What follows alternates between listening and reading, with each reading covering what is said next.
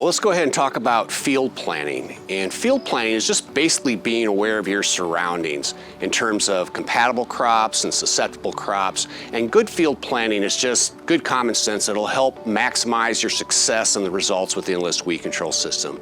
And so as we consider field planning, there's three types of areas we'd really like to talk about. One is compatible crops. Secondly is susceptible crops. And lastly, sensitive areas. So first, let's talk about compatible crops. Compatible crops is basically any crop that's not listed as a susceptible crop on the Enlist 1 or Enlist Duo herbicide labels. Good examples of compatible crops include non-Enlist corn, non-Enlist soybeans, alfalfa, wheat, sorghum, rice, peanuts. There's a number of crops out there that are compatible with the Enlist weed control system. And the nice thing about compatible crops is that no field separation is required. So in this scenario here, you can spray right adjacent to these soybeans without the Enlist trait or the corn without the Enlist trait, even if the wind is blowing in the direction of those fields. So it makes it very easy to manage that way.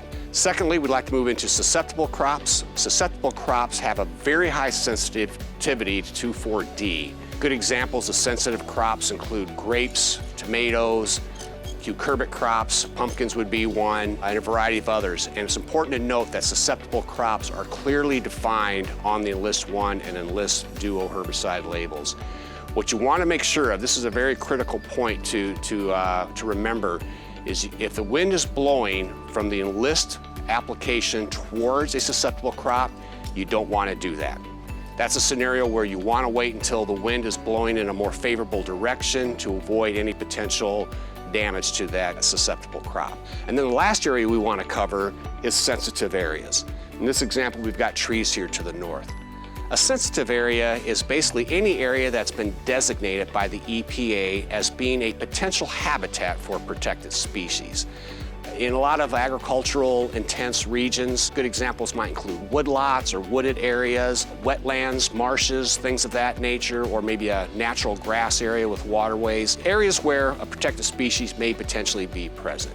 The only management factor to be aware of with sensitive areas is that if the wind is blowing towards a sensitive area, in this example trees, you want to maintain a 30-foot buffer.